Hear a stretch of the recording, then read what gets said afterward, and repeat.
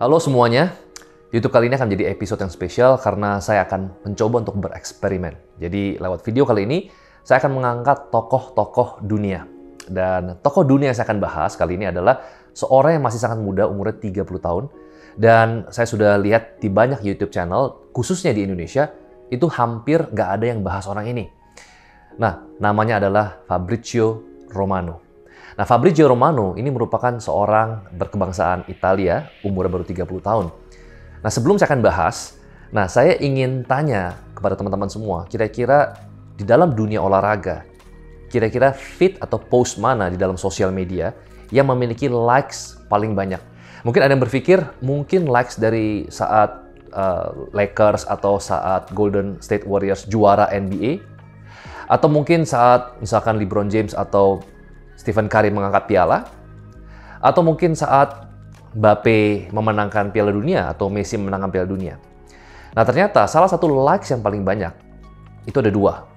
Yang pertama adalah saat Cristiano Ronaldo itu ditransfer dari Juventus ke Manchester United.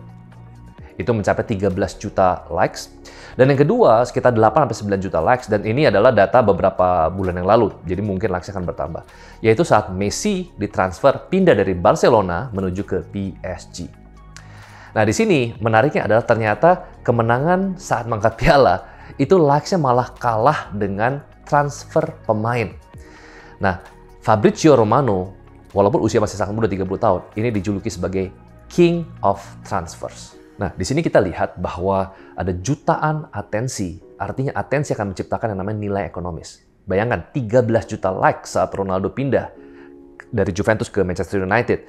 Dan nilai ekonomis ini akhirnya menciptakan yang namanya new niche, yang disebut dengan transfer business atau new kategori di sports industry. Dan ini dimanfaatkan oleh seorang yang masih sangat muda 30 tahun bernama Fabrizio Romano. Nah, untuk teman-teman yang mungkin sudah follow YouTube saya cukup lama, tahu bahwa YouTube ini adalah kanal bisnis.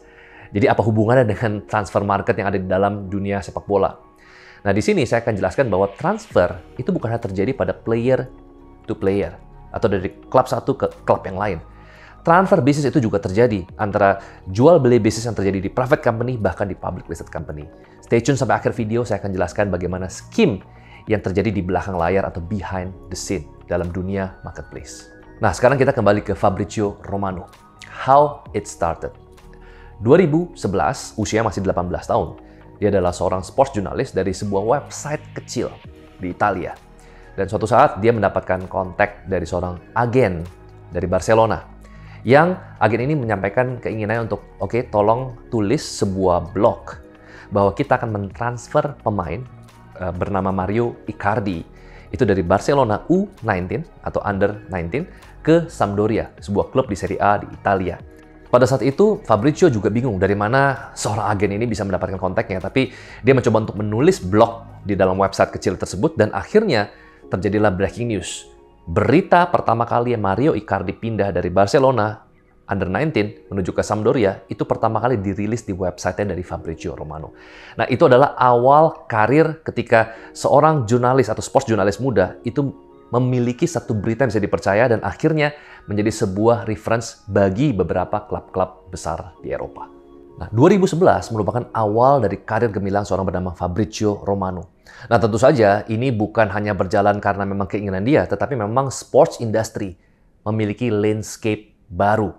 Nah, landscape baru itu adalah ketika transfer pemain itu mendapatkan atensi lebih besar daripada sebuah informasi atau berita mengenai line up dari sebuah tim. Jadi misalkan, oke, ini adalah 11 starting line up. Nah, itu nggak terlalu diperhatikan lagi. Yang orang lebih tunggu-tunggu adalah apakah Mbappe akan jadi pindah ke Real Madrid atau enggak, apakah Neymar akan pindah dari PSG atau tidak. Nah, itu adalah informasi atau berita yang lebih ditunggu oleh banyak orang. Nah, pertumbuhan yang namanya atensi ini terhadap transfer bisnis itu membuat akhirnya banyak banget fake news yang beredar. Ya, jadi ada media atau blog kecil atau besar yang mengatakan bahwa si A gosip akan pindah ke klub B, si B gosip akan pindah ke klub C, dan pada saat ini yang namanya informasi atau breaking news ini menjadi sebuah komoditas, menjadi sebuah komoditi, dan orang-orang berlomba untuk menjadi yang tercepat. Dan perubahan landscape dari industri transfer bisnis di sebuah industri sepak bola itu juga berubah, bukan hanya dari industri saja berubah, tetapi landscape dari media bisnis itu juga berubah. Karena orang nggak lagi menunggu informasi yang baru dicetak besok pagi di newspaper, atau tunggu baru ada berita yang muncul di TV beberapa jam kemudian. Orang ingin mendapatkan informasi detik itu juga, ya, go to information. Jadi langsung detik itu juga breaking news dapat di handphone mereka. Dan pada saat itu, ya, ketika landscape media berubah, landscape industri sepak bola transfer bisnis itu berubah, akhirnya orang berlomba menjadi yang paling cepat. Dan lantas apa yang membuat Fabrizio berbeda? Fabrizio itu tidak berlomba untuk menjadi yang paling cepat, tetapi dia ingin menjadi yang paling akurat. Nah, jadi 2011 ya, tentu followernya siapa? Nggak banyak ya. Instagram juga baru ada tahun 2012. Dia build trust. Dia bukan jadi paling cepat, tapi informasi yang dia dapatkan tentang gosip kepemimpinan pemain itu 99,99% akurat. Sehingga lama-kelamaan orang akhirnya tidak lagi percaya dengan fake news atau berita-berita mainstream yang lain. Orang betul-betul akhirnya percaya dengan Fabrizio Romano. Nah, itu sebabnya nggak kaget kalau jumlah follower di Twitter atau X, ya sekarang namanya bukan Twitter tapi X, itu sekarang Fabrizio Romano memiliki 18 juta followers. Ini adalah jumlah following yang sangat banyak untuk seorang jurnalis sepak bola, ya. Dan kalau kita lihat lagi jumlah followers di ESPN yang ada di Twitter itu jumlahnya nggak sampai 5 juta. Jadi kalah jauh dari seorang independent sports journalist atau transfer jurnalis. Ini lebih spesifik karena dia menciptakan sebuah new kategori. Nah, sekarang kita akan coba flashback sedikit, ya. Apa sih yang membuat orang begitu tertarik, memiliki atensi yang begitu besar terhadap transfer market? Nah, ini sebenarnya terjadi pertama kali ketika tahun 96. Ya, ketika seorang pemain bernama Ronaldo, ini bukan Cristiano Ronaldo, tapi Ronaldo yang dari Brazil yang botak ya, itu ditransfer pindah ke Barcelona ya dengan biaya transfer kurang lebih sekitar 15 juta euro. Oke, kalau kita perhitungan inflasi dan lain sebagainya, kenaikan harga dan inflasi dan lain sebagainya, 15 juta euro ya itu tahun 96 itu adalah angka yang sangat signifikan, angka yang sangat besar. Apalagi ini juga merupakan awal dari boomingnya transfer market. Kemudian 5 tahun kemudian, ya 2001, bagaimana waktu itu ketika Real Madrid itu mentransfer pemain bernama Zidane ya, atau Zidane ya. Zidane ini ditransfer dengan harga 80 juta euro. Jadi kalau teman-teman masukin inflasi 2001 80 juta euro, wow, ini adalah harga yang sangat-sangat fantastis. Lalu kemudian 2017 Neymar dibeli oleh PSG, pindah dari Barcelona ke PSG dengan harga sekitar 222 juta euro. Ini betul-betul harga sangat gila. Nah, jadi kalau misalkan saya pelajari ya, salah satu membuat kenapa atensi begitu besar, balik lagi, ya nilai transfernya itu begitu besar. Karena di mana ada nilai transfer begitu besar, semua orang akan menjadi interested, ya. Jadi sekali lagi, nilai ekonomis yang besar itu membuat atensi besar, dan atensi yang besar juga membuat nilai ekonomis juga semakin besar. Nah, perubahan landscape transfer market bisnis di sepak bola ini juga kelihatan berubah, ya. Kenapa? Karena kalau dulu ketika ada satu pemain A pindah ke klub B, ya mungkin mereka melakukan media campaign atau media release atau press release itu biasa aja. Paling ya bikin press release sederhana, kemudian nggak ada yang namanya presentation release. Tapi coba teman-teman lihat ketika Cristiano Ronaldo pindah ke Real Madrid, mereka bahkan jual tiketnya. Ya, ada lebih dari 70.000 atau 80.000 penonton itu bayar tiket untuk menonton presentation ya dari datangnya Cristiano Ronaldo. Jadi sampai dibuat kayak acara semi konser ya, Presiden Real Madrid juga hadir, kemudian mungkin Ronaldo akan juggling, media ada di sana. Kemudian kalau teman-teman masih ingat Alexis Sanchez ketika datang ke Manchester United ya, pindah ke Manchester United, itu sampai dibikin video media campaign dia lagi main piano, glory to Man United. Nah, jadi sekarang kepindahan ya dari sebuah pemain, transfer sebuah pemain itu nggak lagi sesederhana dulu. Ya, sudah mulai ada embel-embel dari brand ingin kerjasama, kemudian dari sponsorship ingin kerjasama. Ini yang membuat akhirnya Fabrizio Romano menjadi number one, atau saya bisa katakan sebagai king of transfers. Nah, untuk teman-teman yang sudah paham sepak bola, ya pasti sudah familiar dengan nama-nama yang saya sebutkan. Ya, Robert Lewandowski, Haaland, Sancho, dan Jude Bellingham yang sekarang main di Real Madrid. Nah, ini adalah pemain-pemain kelas dunia. Ya, one of the best in the world, yang harganya sekarang mungkin di market yaitu mencapai at least 100 juta pound atau 100 juta euro. Jadi ini triliunan rupiah harga dari mereka. Nah, mereka sekarang ada di klub-klub besar seperti Barcelona, ada di Real Madrid, Manchester United, dan Manchester City. Tapi tahu nggak, sebelumnya mereka ada di klub mana. Siapa klub pertama yang akhirnya menjual mereka dengan nilai yang menguntungkan atau fantastis tersebut? Yaitu adalah Borussia Dortmund. Nah, Borussia Dortmund adalah sebuah klub ya dari Liga Kasta nomor 1 yang ada di Jerman, ya bersaing dengan Bayern Munchen, Leverkusen, ya ada Dortmund dan lain sebagainya. Nah, jadi Dortmund ini adalah sebuah klub yang fantastis menurut saya. Kenapa? Karena dia bisa melakukan dealing yang lebih baik dibanding dengan klub-klub yang menurut saya akhirnya jelek dalam melakukan dealing bisnis. Misalkan Manchester United, ketika mereka beli pemain yang mahal dan akhirnya nilainya jadi turun dan mereka jual dengan harga yang murah, berarti kan rugi ya. Tetapi Borussia Dortmund mereka justru bisa membeli pemain-pemain dengan harga yang bahkan nggak ada harganya, ya. Tapi mereka bisa menjual dengan harga yang sangat signifikan sampai ratusan juta euro. Nah, jadi kalau kita berkaca kembali, ya ini di luar daripada Fabrizio Romano, transfer market itu bukan hanya terjadi di dalam dunia industri olahraga, tetapi terjadi dalam dunia bisnis. Dan yang dilakukan oleh Dortmund adalah mereka memiliki tim scouting yang sangat-sangat luar biasa. Apa itu scouting? Scouting itu adalah bagaimana kita bisa menganalisa sebuah player, sebuah calon pemain yang mereka belum punya potensi, mereka sudah punya potensi, tapi mereka belum mempresentasikan potensi tersebut di atas kertas. Jadi misalkan contoh, dia punya statistik yang bagus, tapi dia masih main di klub kecil, sehingga dia nggak akan dapat sorotan media, dia juga nggak mendapatkan piala-piala bergengsi, tapi secara statistik potensi sangat luar biasa. Dan scouters ini dari tim Borussia Dortmund, mereka akhirnya turun gunung untuk melihat di sekolah-sekolah sepak bola. Bahkan ada beberapa dari mereka bahkan kerjasama dengan negara-negara di Asia, ya, yang melihat talent-talent muda, yang untuk akhirnya mereka coba rekrut dan menjadi pemain-pemain besar. Dan ini mereka ada di seluruh dunia, mencari sesuatu yang under value, ya, dan menjualnya dengan value yang sepantasnya, dengan value yang berkali-kali lipat. Nah, ini juga yang terjadi dalam dunia bisnis.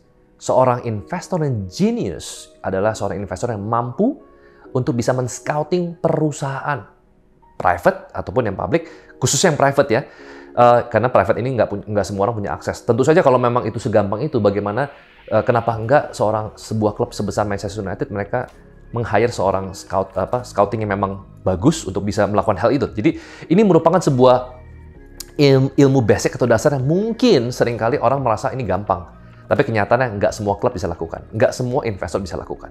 Jadi dua pelajaran bisnis yang bisa kita dapatkan dari Fabrizio Romano dan juga Borussia Dortmund adalah information dan scouting, ya, informasi dan juga eksekusi. Nah, jadi kalau misalkan teman-teman lihat, ya, kenapa kok Fabrizio Romano bisa menjadi go-to sports journalist number 1 in the world? Karena banyak banget player-player itu ketika mereka mau pindah, mereka langsung DM langsung. Ya, mereka langsung DM langsung, Fabrizio Romano, gue pengen pindah, tolong bikin berita gosip supaya klub gue tuh pengen ngelepas gue, atau misalnya ada klub lain yang interest untuk beli mereka. Jadi bayangin ya, pemain-pemain bintang dunia itu DM langsung.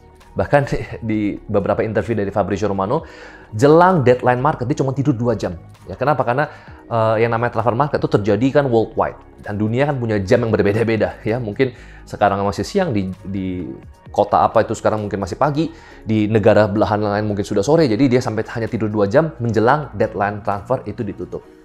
Jadi number 1 adalah information. Jadi kalau teman-teman ingin mendapatkan perusahaan-perusahaan yang bisa di-scouting dengan sangat baik, kita bisa invest ke mereka, tentu saja kita perlu mendapatkan informasi yang terbaik, ya, informasi yang bisa dipercaya, informasi yang nggak didapetin oleh banyak orang.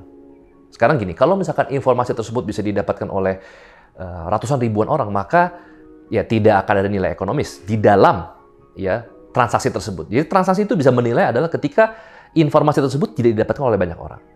Dan dalam 3-4 tahun terakhir, Solve Ventures, sebuah investment firm yang saya bangun dengan Dani dan juga Putra dan juga Vincent, kita banyak mendapatkan akses informasi yang memang menurut kami informasi yang sangat curated, informasi yang sangat langka.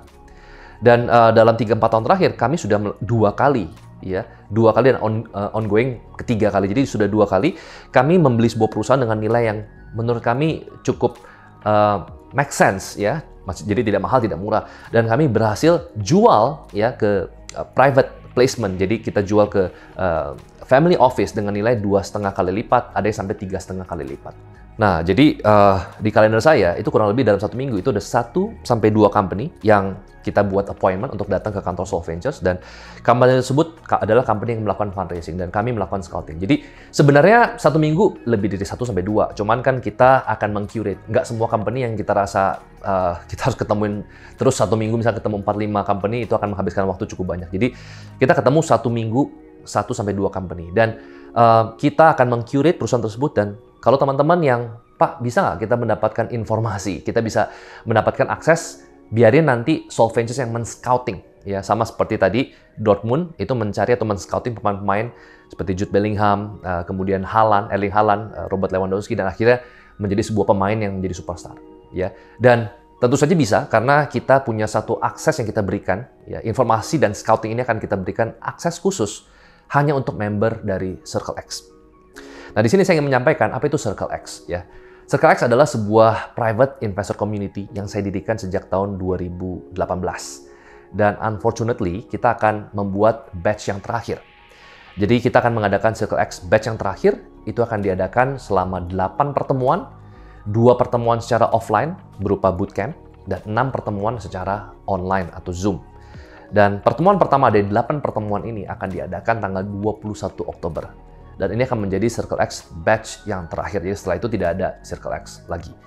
Dan kita batasi untuk membership ini hanya 25 orang per batch. Ya, jadi kita hanya buka untuk 25 orang karena informasi ini tidak bisa kita bukakan di YouTube atau di platform sosial media lainnya.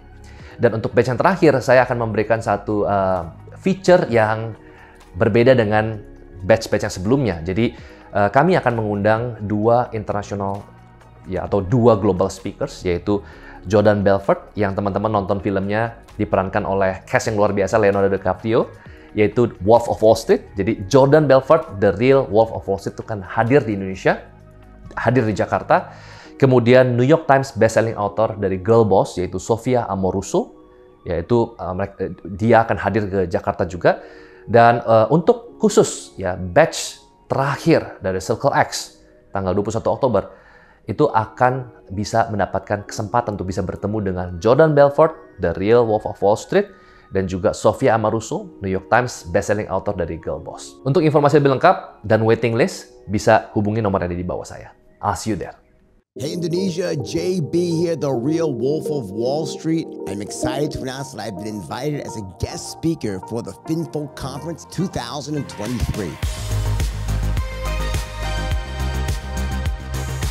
I'm Sophia Amoruso. I'm so excited to be part of the 2023 FinFolk Conference, Jakarta, Indonesia. I'll be sharing all about entrepreneurship and building a creative business. See you there. Saya Yoshua Tano. Saya akan sharing tentang how to build a strong and stable business. Get your ticket now and see you all in the FinFolk Conference 2023.